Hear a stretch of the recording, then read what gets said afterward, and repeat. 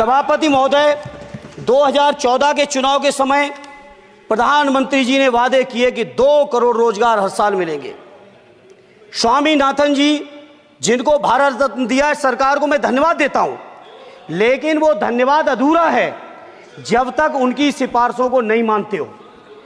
2007-8 से लगातार मांग चल रही है देश में कि स्वामीनाथन जी की जो सिफारिश है, किसानों को 1.5 गुना समर्थन मूल्य देने का, एमएसपी की गारंटी देने का, कानूनी हक और अधिकार देने का, उस गारंटी को आज तक नहीं माना, आज तक नहीं माना, आज तक नहीं माना।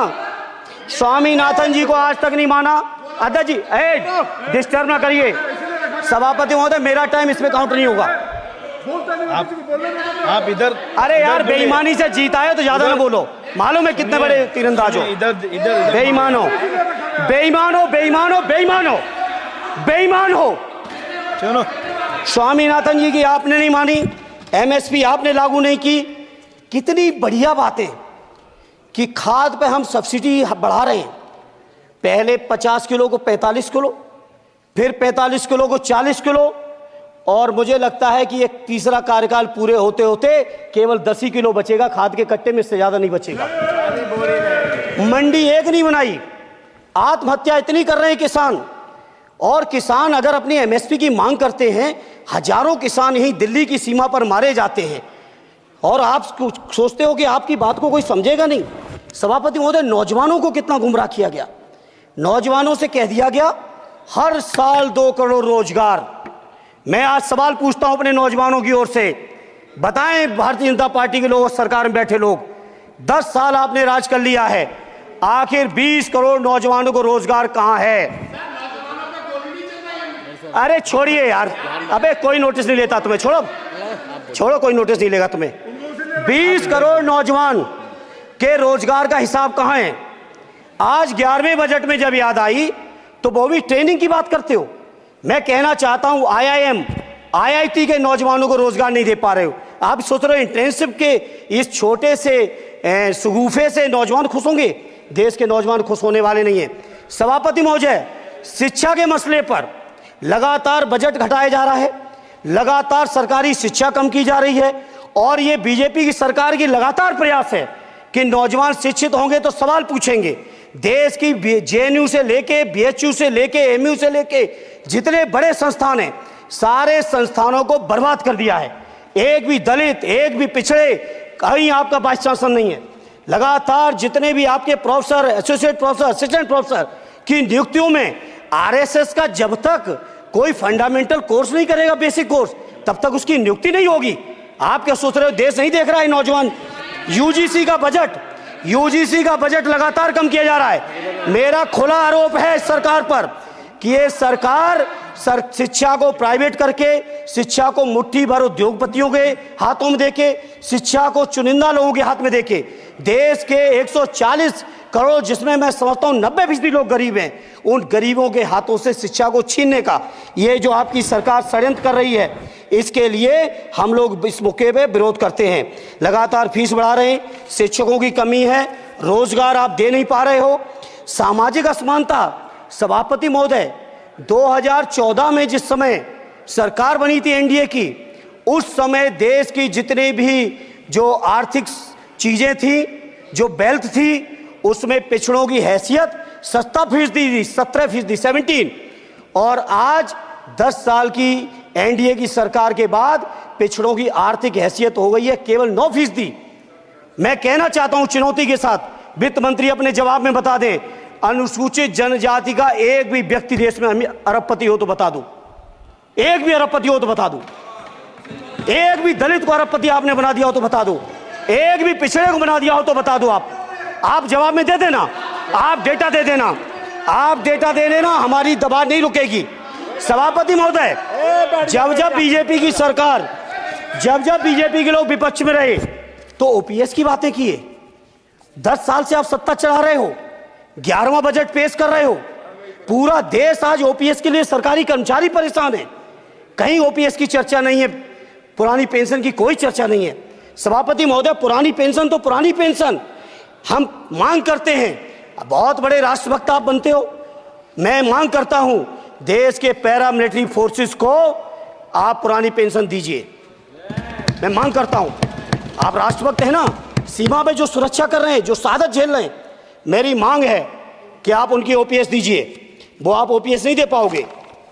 इसी तरह से सभापति महोदय, देश के अंदर बहुत से ऐसे संविदा कर्मचारी, एक से एक बढ़िया फार्मूला, अब कानूनन मंडल आयोग लागू हो गया तो कैसे पिछड़े और दलितों को रोकें? तो संविदा कर्मी की प्राइवेट कंपनी, प्राइवेट आपने आउटसोर्सिंग कर दी। आउटसोर्सिंग के कारण से देश के सारे दलित, सारे पिछड़े, सारे आदिवासी आपकी सेवाओं से बाहर हो गए। उनके पास कोई कानूनी हक नहीं। तो ये जो आरक्षण को खत्म करने के तरह तरह के जो आप लोग षड्यंत्र अपना रहे हो, इस षड्यंत्रों को देश का जनमानस पूरी तरह से जान भी चुका है, पहचान भी चुका है। और इसीलिए उत्तर प्रदेश से तो आपको कर ही दिया है बाहर, देश से भी बाहर जल्दी करेंगे और हमारे साथी मिलकर दूसरे प्रांतों से भी बाहर करेंगे। इसी तरह सभापति महोदय, हम मांग करते हैं, आप सोचिए, उत्तर प्रदेश अकेले के अंदर, देश के हालात मुझे नहीं पता और बदतर होंगे, अकेले उत्तर प्रदेश में 1000 से ज्यादा शिक्षा मित्र आत्महत्या कर चुके। सभापति महोदय, कोई सरकार के कान पे जू नहीं रह रही है। किसान आत्महत्या कर रहे हैं, इन्हें कोई मतलब नहीं। अनुदेशकों को तनख्वाह नहीं मिल रही है समय से, कोई मतलब नहीं। आंगनबाड़ी महिलाएं परेशान, इनको कोई मतलब नहीं। सभापति महोदय, आपकी आशा बहुएं, आपकी ये रसोईया महिलाएं, आपकी आंगनबाड़ी, पंचायत सहायक, रोजगार सेवक, मैं समझता हूं सभापति महोदय, यहां बैठे हर सदस्य के पास इनके क्षेत्रों का ये डेलीगेशन जरूर मिलता होगा और मांग करता होगा कि कम से कम हमारा मानदेय बढ़ाया जाए, हमें स्थायी किया जाए। सभापति महोदय, इसके लिए सभापति महोदय, मेरी पार्टी के किसी भी मेंबर से हम नंबर कम कर लेंगे, टाइम, मेरा टाइम बढ़ा दीजिए, बढ़ा दीजिए, कोई भी मेंबर हमारे लिए दे देंगे टाइम, हम लोग। इसलिए सभापति महोदय, इन सभी समस्याओं के लिए मैं आपसे कहना चाहता हूं कि इनका समाधान करिए, और नहीं समाधान करेंगे तो अभी तो बैसाखी पे बन गए, बिहार और आंध्रा को पैकेज देखे फिर देश में कितने राज्यों को पैकेज दे पाओगे? अरे वित्त मंत्री जी, उत्तर प्रदेश से आते हो, इतना भी हक नहीं कि पूरे बजट भाषण में एक बार उत्तर प्रदेश का नाम आ जाता। इतना अयोध्या से नफरत हो गई, अयोध्या से अवधेश जी क्या जीत गए, आप लोगों को इतनी नफरत हो गई कि एक भी उत्तर प्रदेश का एक बार भी नाम नहीं आया। सभापति महोदय, इसे मैं आज इस मौके पर सभापति महोदय, देश के गरीबों, किसानों, नौजवानों, व्यापारियों, बुनकरों, सभी की ओर से कहना चाहता हूं, ये बजट देश विरोधी बजट है। कुछ समस्याओं के लिए सभापति महोदय, संवेदनशीलता के साथ मैं कहूंगा सरकार को विचार करना चाहिए। श्रद्धेय नेताजी जब रक्षा मंत्री थे, उन्होंने व्यवस्था दी थी कि देश के अंदर जो भी सैनिक शहीद हुए हैं उनको ससम्मान उनके घरों पे जाके राष्ट्रीय सम्मान के साथ उनकी अंत्येष्टि हो। मैं उन्हीं की परंपरा को आगे बढ़ाते हुए एक और मांग करता हूं सभापति महोदय, कि जो हमारे शहीद जिनकी अंत्येष्टि स्थल जहां कहीं भी बना हो, जिस भी परंपरा से बना हो, अरे आपको कुछ नहीं पता है, अरे यही तुम्हारे सैनिकों के लिए यही तुम्हारा भाव है। सभापति महोदय, आप बोले सर। सभापति महोदय, मेरा अनुरोध है, अग्निवीर की योजना खत्म की जाए।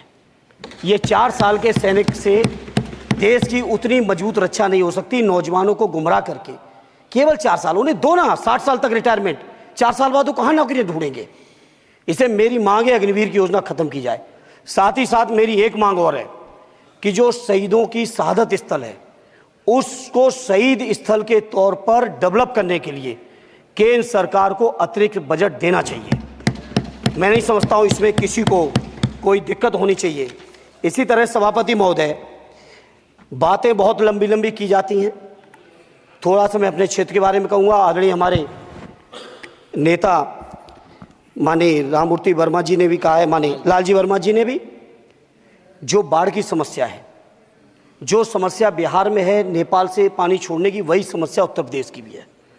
और विशेषकर पूर्वी उत्तर प्रदेश में अगर आप चलिए तो खीरी से शुरू करेंगे, पीलीभीत, खीरी से लेके पूरा आप चले जाइए और एकदम कुशीनगर बॉर्डर तक, बिहार बॉर्डर तक पूरी की पूरी समस्या है।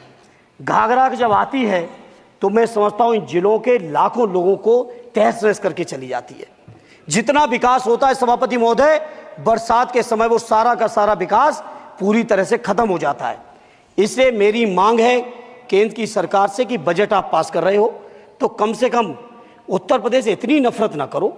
2 बार तो उत्तर प्रदेश की दम पे ही बैठे थे, और तब भी ये वित्त मंत्री जी हंस रहे हैं, इनके यहाँ भी आता है, बाहर तो जाती होगी महाराजगंज, बसता तो नहीं होगा, कुशीनगर बसता नहीं होगा, आपका मऊ बसता नहीं है, आजमगढ़ बसता नहीं, अंबेडकर नगर बसता नहीं, बहराइच बसता नहीं, खीरी बसता नहीं, श्रावस्ती बसता नहीं, पीलीभीत बसता नहीं, बलिया बसता नहीं है, कुशीनगर बसता नहीं है, गोरखपुर बसता नहीं है।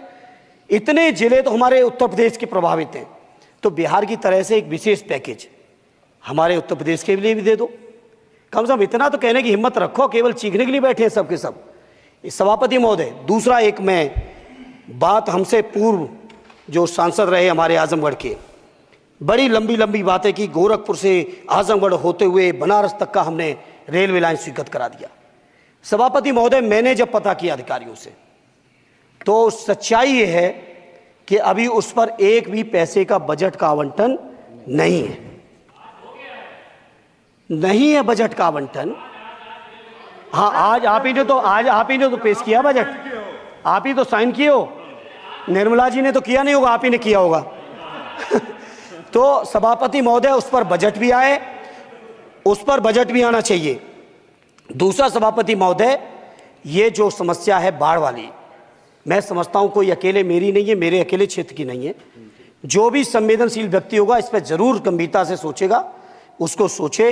इसी के साथ मैं अपनी पार्टी की ओर से इस जन विरोधी बजट का पुरजोर विरोध करता हूं। बहुत बहुत धन्यवाद।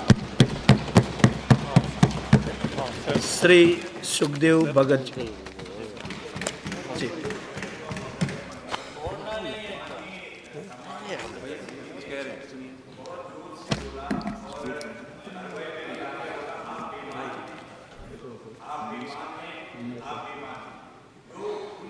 असंसदीय है मान्यवर, मेरा निवेदन रहेगा, वैसे तो भाषा शैली हमें सभी को ठीक करनी चाहिए, लेकिन ये अगर कहीं ये शब्द आ गया हो,